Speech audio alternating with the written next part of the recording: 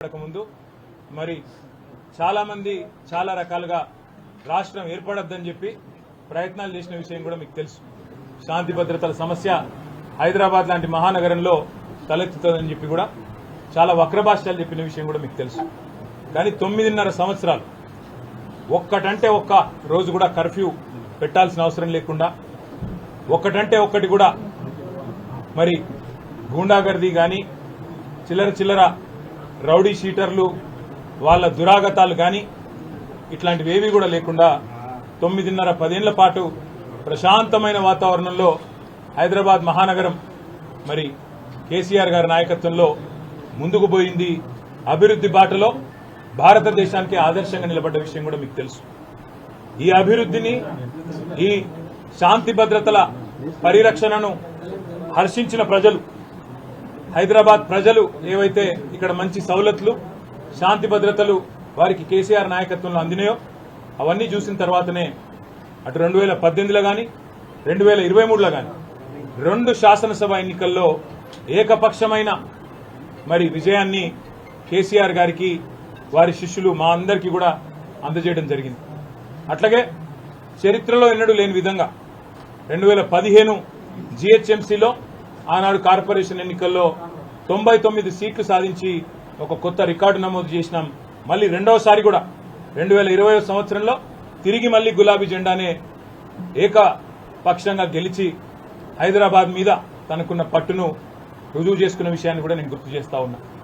కానీ హైదరాబాద్లో ఒక్క సీటు రాలేదనే కోపంతో హైదరాబాద్ ప్రజల మీద పగబట్టి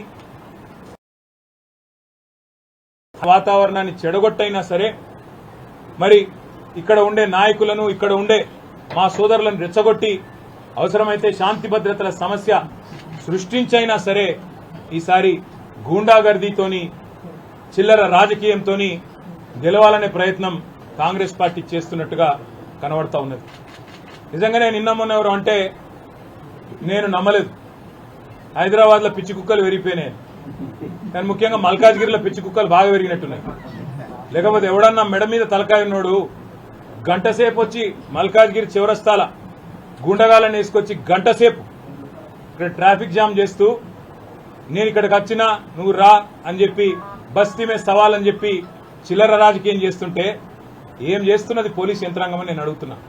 మా ఎమ్మెల్యేలను అరెస్ట్ చేసుడు కాదు, మా నాయకులను హౌస్ అరెస్ట్ చేసుడు కాదు, ఏం చేస్తున్నారు మీరు ఈ గుండాగాళ్లకు నియంత్రించడానికి నేను అడుగుతా ఉన్నా.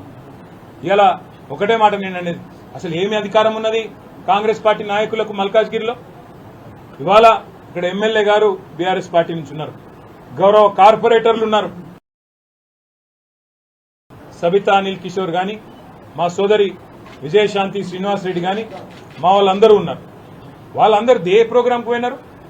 దేవుడికి గుళ్లకు చెక్కులు ఇచ్చే కార్యక్రమానికి పోతే అది కూడా కావాల్సుకొని మీ అడ్డాల పెట్టుకొని ఆడ పిరికి పందలైన మీ అనుచరులను పెట్టి గూండగాలను పెట్టి మా వాళ్ళ మీద దాడి చేయించి ఏం చేయదలుచుకున్నారని నేను అడుగుతా ఉన్న కాంగ్రెస్ పార్టీ నాయకులను, ఈ చిల్లర గూండాగాలను.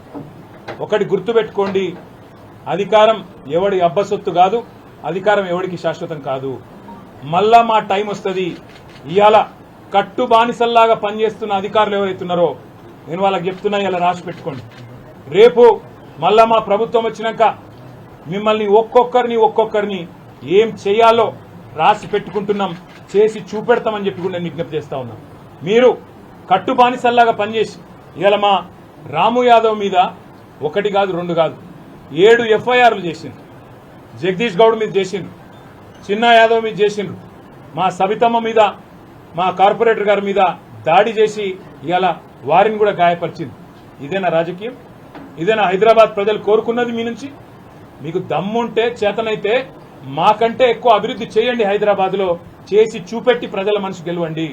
అంతేగాని గూండగాల లెక్క మల్కాజ్గిరి చివరస్తాలో కూర్చుంటాం, వచ్చినాం ఇక రా నువ్వు కూడా అని బస్తీ మీద సవాలని చిల్లర రాజకీయం చేస్తే హైదరాబాద్ ప్రజలు ఎన్నటికీ కూడా హర్షించరు. అందులో ముఖ్యంగా మల్కాజ్గిరి చాలా మంది విద్యాధికులు విద్యావంతులు దేశంలోని వివిధ ప్రాంతాల నుంచి ఇక్కడికి వచ్చి ఉద్యోగాల కోసం, మిలిటరీలో పనిచేయడం కోసం, ఇంకా వేరే మరి పరిశ్రమల్లో పనిచేయడం కోసం ఇక్కడ వచ్చి స్థిరపడ్డ వాళ్ళు లక్షల సంఖ్యలో ఉన్న ఈ ప్రాంతంలో ఈ చిల్లర రాజకీయం గుండాగర్దీని ఎవరు కూడా సహించరు. అసలు ఎక్కడ ఉన్నది ఈ రాష్ట్రంలో శాంతి భద్రతలు? ఇక్కడ ఉండే ఒక ఎక్స్ఎమ్మెల్యే డైరెక్ట్ గా పోయి సిద్దిపేటలో మా మాజీ మంత్రి హరీష్ రావు గారి క్యాంపు కార్యాలయం మీద దాడి చేసి అక్కడ ఉండే బోర్డులు ధ్వంసం చేసి హరీష్ రావును పెట్రోల్ పోసి తగలబెడతా అని చెప్పి బహిరంగంగా కెమెరాల ముందు మాట్లాడితే కేసులు పెట్టలేని సన్నాసులు పిరికి పందలు ఈ రాష్ట్ర పోలీసులు. మీరు ఏమో అనుకుంటున్నారు కానీ పక్కాగా నేను చెప్తున్నా, రాసి పెట్టుకోండి. ఇవాళ శశిధర్ గౌడ్ అనే ఒక పిల్లగాడు రీట్వీట్ కొడితే ఆయన మీద కేసు పెట్టినరు, కానీ పెట్రోల్ పోసి తగలబెడతా అని కాంగ్రెస్ చిల్లర నాయకుడు మాట్లాడితే వాని మీద కేసు ఉండదు. ఇదేనా నీ పోలీసింగ్? ఇదేనా పోలీసులు నడవాల్సిన పద్ధతి? అధికార పార్టీకి తొత్తులుగా కట్టు బానిసలుగా ఇదేనా పనిచేసే పద్ధతి అని నేను అడుగుతా ఉన్నా. ఇవాళ ఏకపక్షంగా లాగా పనిచేస్తున్నారో ఒక్కొక్కరిని ఏం చేస్తామో అధికారంలోకి వచ్చిన తర్వాత తప్పకుండా చేసి చూపెడతామని చెప్పి నేను విజ్ఞప్తి చేస్తున్నాను. ఒక్క రాష్ట్రంలో ఒక ఐపీఎస్ అధికారి మరి చివరికి ఆ రాజీనామా చేసిపోయే పరిస్థితి వచ్చింది ఇట్లాగే వ్యవహారం చేస్తే. ఇవాళ మా సోదరులు మా సోదరిమణులకు మొత్తం పార్టీ అండగా ఉన్నదని చెప్పేందుకే నేను కూడా ఇక్కడికి వచ్చిన. ఏ ఒక్కరి మీద ఒక చేయి పడ్డా, ఏ ఒక్కరి మీద దాడి జరిగినా మొత్తం రాష్ట్ర పార్టీ మొత్తం వస్తుంది. అందరం ఎమ్మెల్యేల మేము కూడా వదిలిపెట్టాం. ఆ తర్వాత జరిగే పరిణామాలకు ఈ రాష్ట్ర డీజీపీ, రాష్ట్ర ముఖ్యమంత్రి, రాష్ట్ర హోంమంత్రిగా ఉన్న వ్యక్తే బాధ్యత వహించాలని చెప్పి నేను హెచ్చరిస్తా ఉన్నా. ఇవాళ చిల్లర రాజకీయాలు చేసుడు కాదు, దమ్ముంటే మల్కాజ్గిరిలో పనిచేసి ఎలక్షన్లు వస్తాయి, వచ్చి చెప్పు ప్రజలకు ఏం చేసినామో చెప్పు. మేము చెప్తాం 10 ఏళ్లలో మేమేం చేసినాం, మీరేం చేసినరో దమ్ముంటే చెప్పండి. అంతేగాని ఈ చిల్లర రాజకీయంతో భయపెడతాం, బెదిరిస్తాం, గుండాగర్దితోనే నడిపిస్తాం అని ఎవడు అనుకున్నా, ఎవడైనా సరే, రేవంత్ రెడ్డి అయినా మన తొత్తులైనా సరే తప్పకుండా చెప్తా ఉన్నాం, దానికి తగ్గ ప్రతిఫలం అనుభవిస్తారు. ఇవాళ మా రాజశేఖర రెడ్డి గారు ఇక్కడ మంచిగా పనిచేస్తుంటే మీకు కళ్ళు మండుతున్నాయి, ఓర్వలేని తనం. ఆయన ఎంబడ కార్పొరేటర్లు ఇవాళ విస్తృతంగా తిరుగుతుంటే మీకు అర్థమైతలేదు. మీ ఎంబడ రాలేదు కాంగ్రెస్ పార్టీలకు అని చెప్పి ఈ రకంగా వ్యవహారం చేస్తా ఉన్నారు.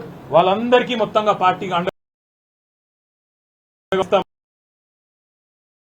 కంప్లైంట్ చేస్తేనేమో ఎఫ్ఐఆర్ ఉండదు, కానీ ఎవరి మీదనైతే దాడి జరుగుతుందో మళ్ళీ వాళ్ళ మీదనే ఉల్టా కేసులు బనాయిస్తారు.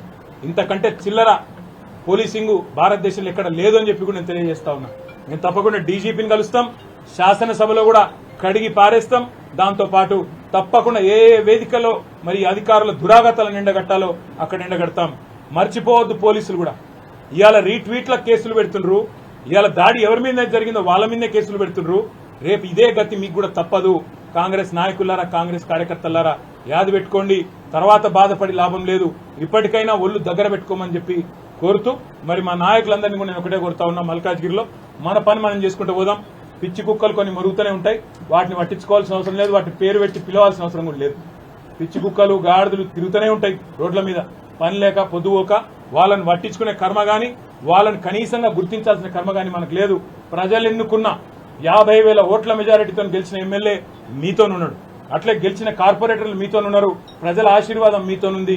మనం ఎవ్వనయ్యకు భయపడే అవసరం లేదు. తప్పకుండా మీకు మొత్తం పార్టీ ఏ సందర్భంలో ఏ పరీక్ష వచ్చినా అండగా ఉంటది.